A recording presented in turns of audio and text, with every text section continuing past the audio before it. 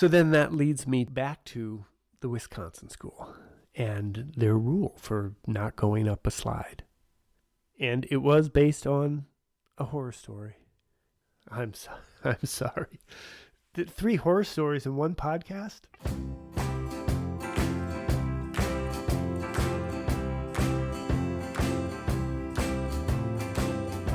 Hi, this is Rusty Keeler, and you're listening to the Play Nature Podcast, where we talk about play, nature, playing in nature, and the nature of play. I'm glad you're here. Let's have a listen. All right. Hello there. Welcome. I'm so glad that you can join me here today. And I must say, this is a solo episode. And typically with my solo episodes, I go to the creek, 6 Mile Creek here in Ithaca, New York. And I went there today and it was raining. But, that doesn't stop me, right? No, we're going to sit by the creek together.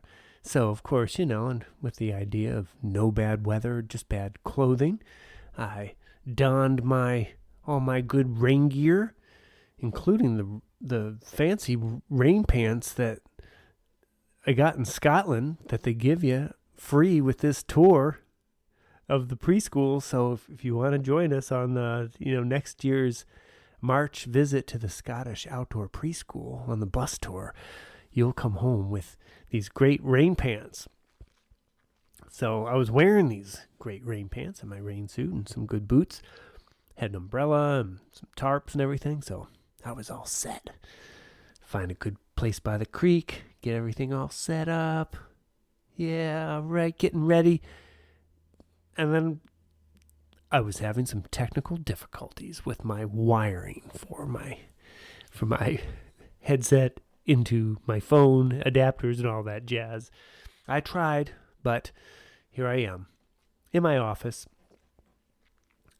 But we can still get on Earth speed because I'm looking out my windows here. There's pine trees and there's raindrops on the ends of each needle of the pine tree. And so it's like a little crystalline jewel, a bubble at the end of these needles. And then there's some deciduous dogwood trees with very different kinds of leaves that are still hanging on here in August. But they're getting ready to go soon enough. Things in Ithaca are shifting. One of the first signs of the next season in Ithaca is when the college students return. And sure enough, they're here. And their parents. It's like drop-off time. So traffic is crazy. We have all these one-way streets and, it's a little tricky if you don't know it. So that's kind of interesting too. So that's like the geese flying south for the season. Here we have all the college kids coming north here to Ithaca. But okay, so we can get on Earth speed a little bit here. And then we can get into today's topic, which is everybody's favorite topic. Kids going up the slide. Dum, dum, dum. Yes. Do you let your kids go up the slide? Climb up a slide? I let my kids do it. But we might be different than the average person there. As a designer, I think that is a great thing for children to do.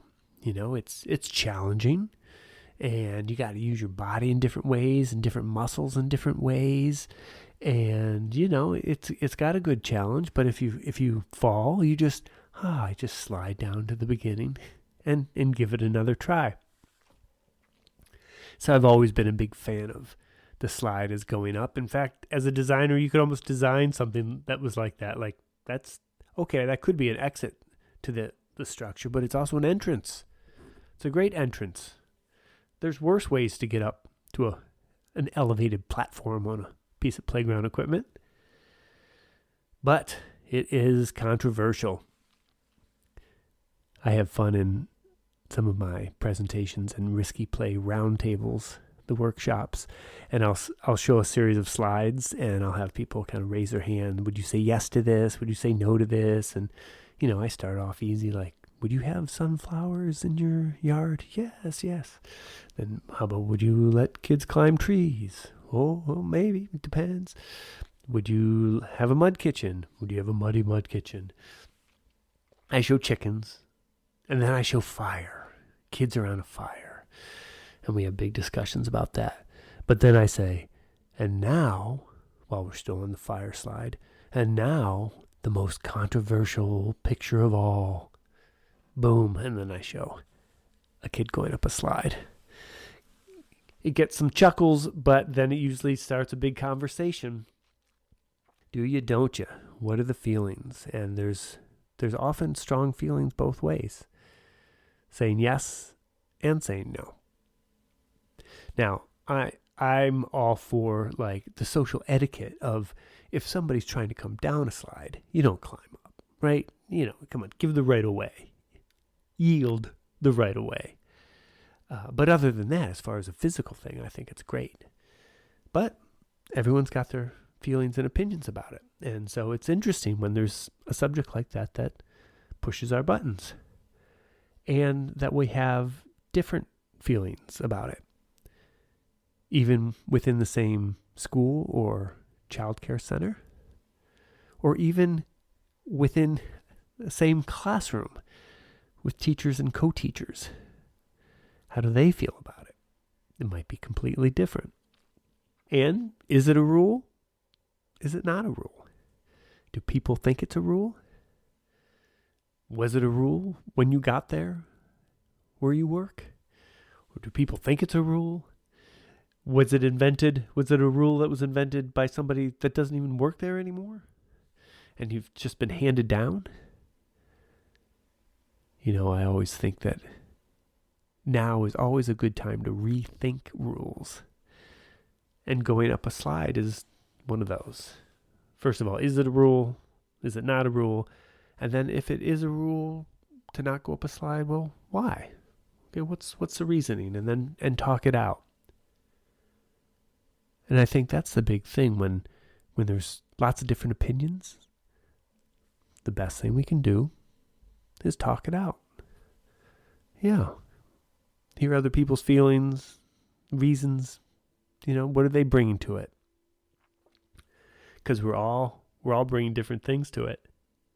And so I had a great experience this spring where I was doing an all-day professional development workshop with a great center outside of Milwaukee, Wisconsin, and 2 different centers, all, it's all one group, but there's 2 different sites.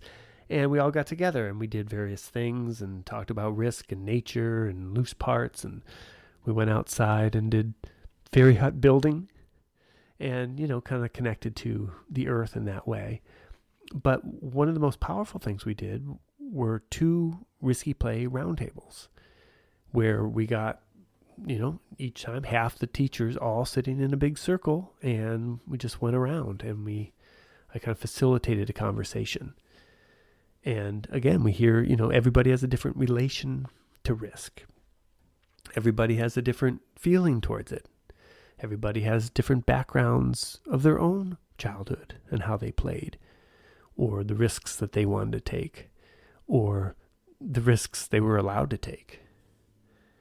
And so it was interesting. And of course, then the going up the slide story came up, the topic. And I could tell right away it was controversial. I always felt bad when I brought it up.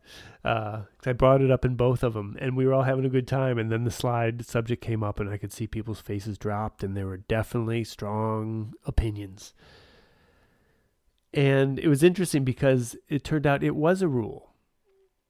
And I'm going to get back to this, a little later. I'm going to save it for the end here. But it was a rule. But it was a rule that not everybody knew about.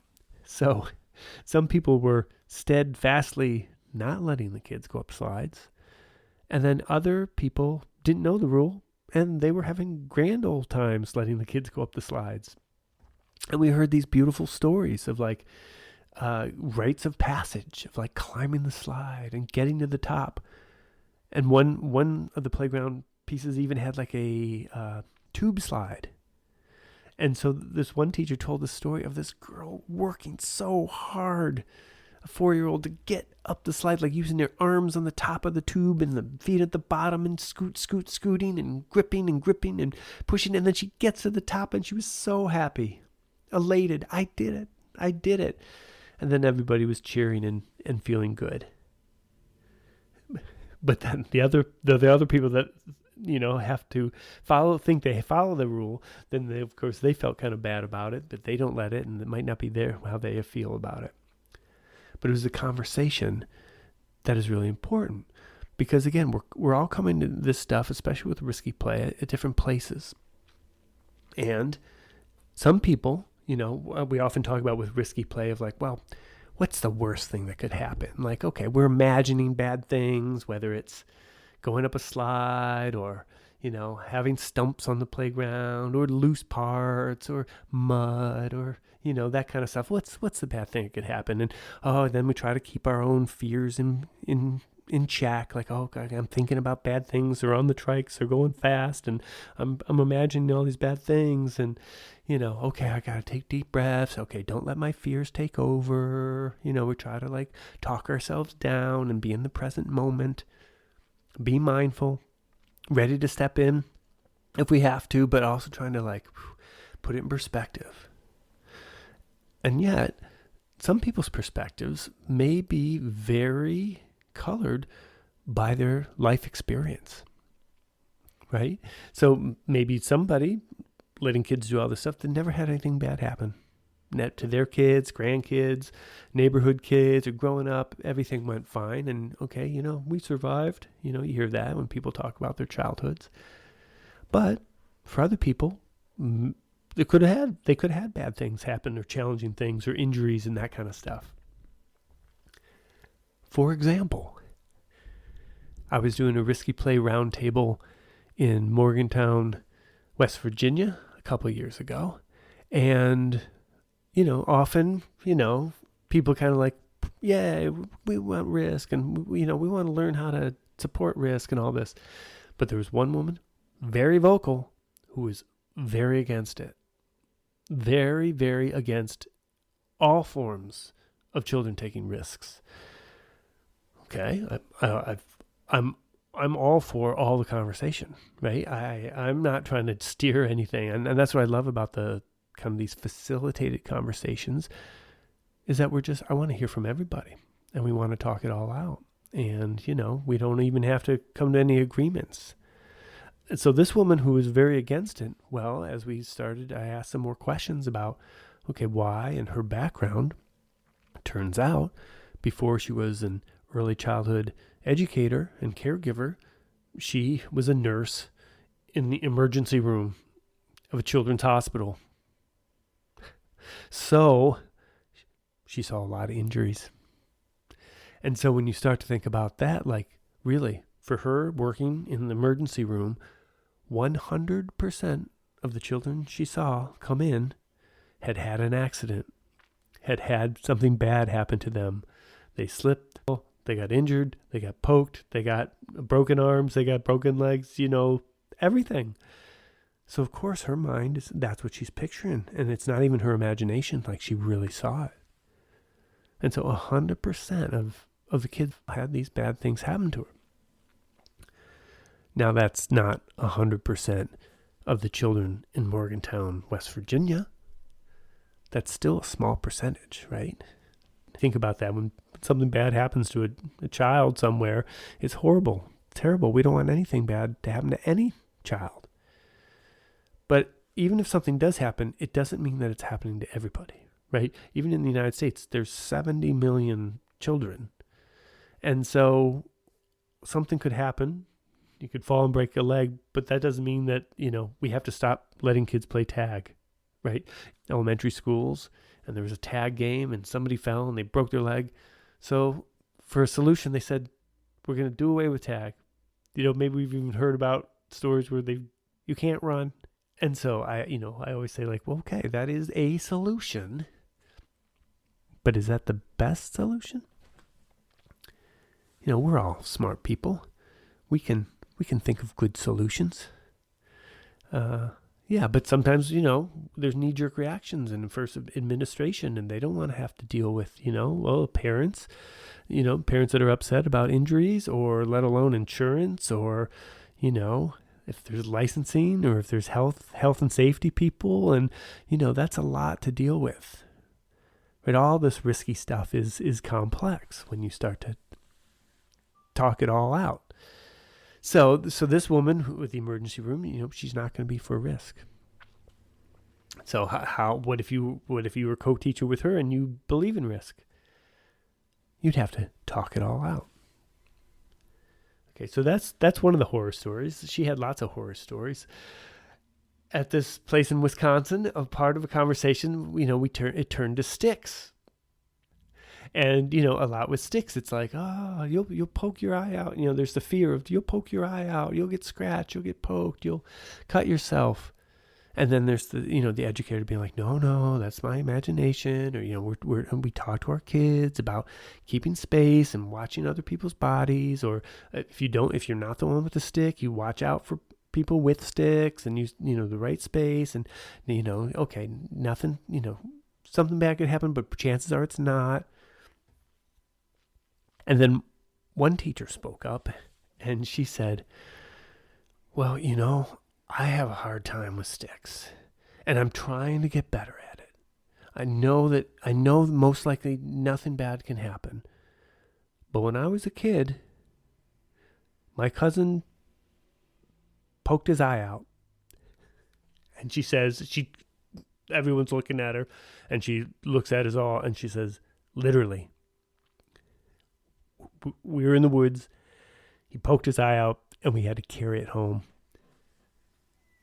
Oh, you. Sorry, I should have had a disclaimer at the beginning of this podcast. And somebody asked, "Well, did you put it in milk?" I don't. Again, it's getting more and more graphic. They thought that's something you do. I did a little research. You put broken teeth in milk. You put disembodied eyeballs, you just treat them as gentle as possible. Try not to touch them too much. Anyway, my point is, people have these experiences, right? The very, very few. It happens to very, very few people, but it happens and it colors our experiences, and then it colors how we then, when we're working with children, okay, how could you want to let kids play with sticks when you've had that in your consciousness, in your memory?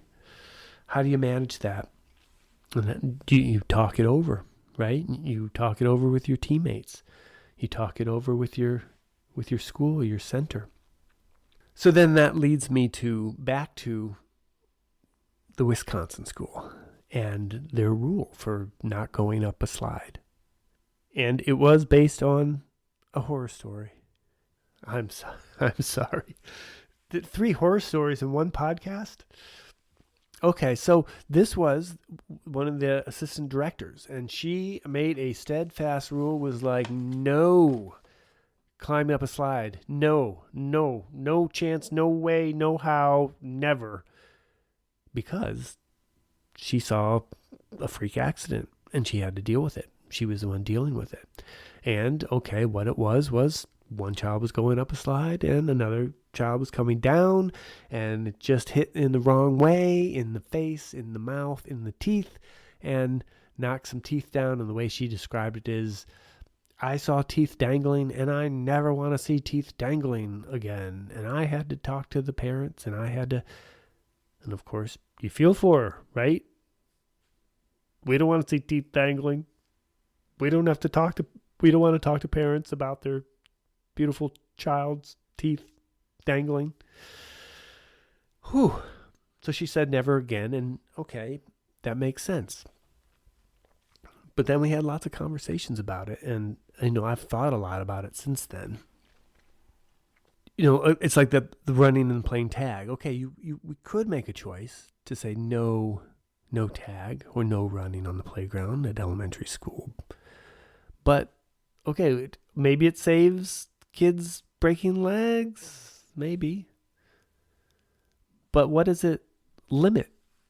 What kind of fun and learning and camaraderie does it cut out?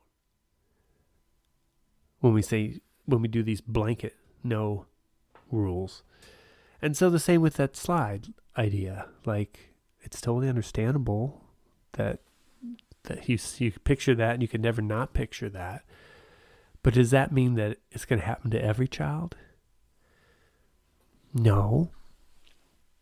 And then as I thought a little deeper about it, I thought, like, well, it's not the going up the slide. To make that rule, it's not really the fear of going up the slide. Like I talked about, like, actually how, like, great physically that is, and challenging and interesting, and, using different parts of your body, and it's problem solving, right? Like that's actually a positive. It feels more like the worry is you don't want collisions. So it made me wonder, like, well, okay, in this case, like, instead of having a rule of, like, no going up a slide, what if the rule was no going up a slide when somebody's coming down the slide?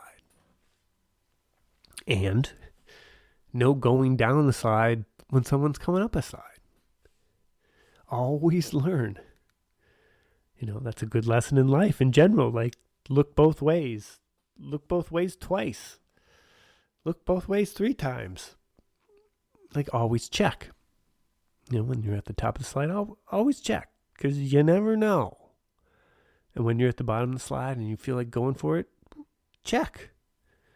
Check up top, because you never know. So, that would be something that they could talk about, think about. Like, maybe they could rethink the rules and still want to prevent collisions, dangling teeth.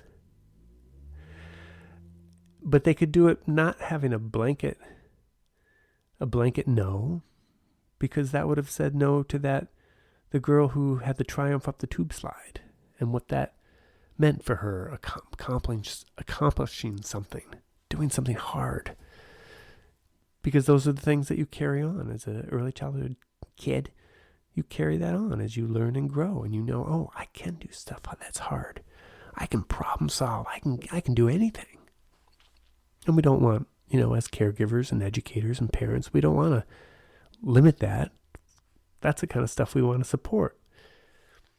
So again, it's as we think about, how we're saying yes and how we're supporting play. How do we have the conversations? How do we talk it out? With non-judgment and empathy and, and sympathy if somebody went through a horror story. And then how to, take deep breaths and take baby steps. The dream big. Start small. Never stop. And for me, it's like for people saying yes, climbing trees or having stumps or going up a slide, to me, the yes, how you get to yes, isn't as important as just having a yes. I've seen lots of centers and schools that let kids climb trees, but they have different ways that they found to say yes. And maybe some schools, they put lots of wood chips down, treat it like play equipment. That helped them say yes.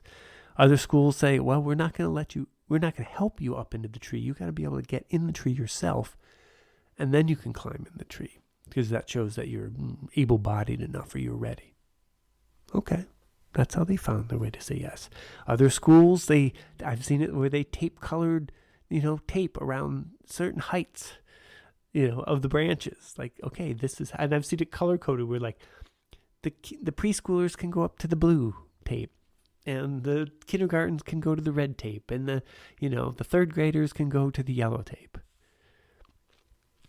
Okay, that's how they found their way to say yes.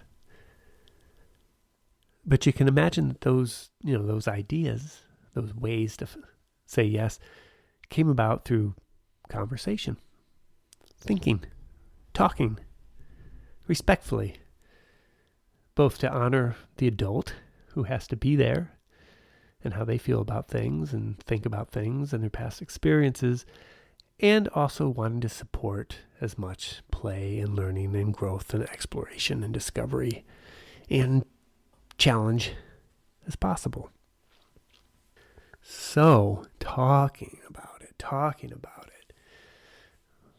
that leads me into the thing that I am super excited and I want to invite you to talk about, to be in a group with me, a community of people who care about all this kind of stuff. Nature play, risky play, loose parts, willow huts, tree climbing, chickens, gardens, the whole thing. I am forming a community called the Nature Play Academy of people just like you and people just like me. The most excited nature play people in the world who love this stuff and have ideas and lots of questions, and some people that might feel alone, and other people that are talking about this every day, people that feel like they believe this stuff, but they don't know where to turn. You can turn to us, dear listener, in the Nature Play Academy. It's going to be an online community of all these great people, and we're going to meet monthly, and I'm going to provide fun content and all sorts of great nature play subjects, especially ones that the community says they want to talk about and learn about and grow in. And then so I'll provide content, slideshows, films, pictures, travels all over the world. I got a million pictures I want to show. And then I'll facilitate a conversation, kind of like these risky play roundtables, and people can ask questions, so you can bring your own subjects to the conversation. You can ask the group, get the wisdom of the group about letting kids go up slides, or how do you have gardens, or what kind of greenhouse can we get, or how do you talk to licensing about going up slides, or how do you talk to parents about, now we're letting the kids go up trees, climb trees, talk about it all, together. Because I feel like we can make a change, as things get technologically faster and faster and faster, we can come together and slow things down, because we believe in children having, connections to earth and connections to nature and connections to the seasons. And we have that in our bones and in our guts and in our heart. And we believe that. But sometimes it takes knowing that we're not alone, that we're together, and we can believe it together, and we can be on a journey of learning and growing together. So I'm super excited about this. I have links in the show notes if you want to get on the wait list for this, starting this fall. And it's going to be a membership, a low price for founding members. Why don't you be a founding member with me? $20 a month, just 20 US bucks, and you can get 2 months free if you do the whole year. And I would love to have you a part of it. We'll also play monthly What Would Rusty Say About My Yard, so you can send me pictures of your outdoor space. You can schedule one-on-one time with me. I'll have a few slots every month, and we can talk about anything. And there's tons of resources, and I have a fun film library that I've been putting together for 10 years of all these great nature play related little short films. And I'm going to put together talking points that you can, if you want to talk to licensing or parents or co-staff or your administrator, if you want to talk to them about why it's important to take risks, kids to take risks and go up slides. Every month I'll have talking points. Every month I'll have research on whatever the topic of the month is. Every month I'll have play prompts for you of ways to observe the play that's going on and observing yourself and your reactions to the play that's going on. And little prompts of things that you can try to, add more nature, or say yes to something you have never said yes to before, or trying some loose parts, or tapping your community for loose parts or doing some build projects. It's going to be for all levels, from beginner to seasoned pro to leaders who are changing the world. We're all going to get together, and you are invited, dear listener. So there we have it. We want to get together and have the conversations because we're all at different places. And if you love this stuff, we want to keep growing. And for all the rules that we have or that we think are guiding our practice or our lives or our children's lives, we have opportunities to talk about them. Yeah. So come to the community and we'll talk about it. Meanwhile, will you let your child go up a slide? Or play with a stick? Send me an email. What are your thoughts on this horror story-filled podcast? We also had some triumphant stories, right? Some positive things. Food for thought.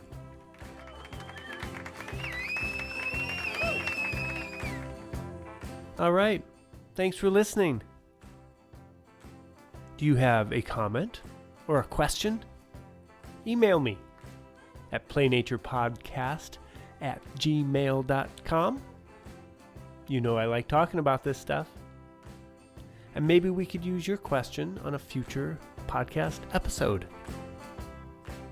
As always, I have some free goodies for you in the show notes, including my outdoor loose parts guide. Fun stuff in there.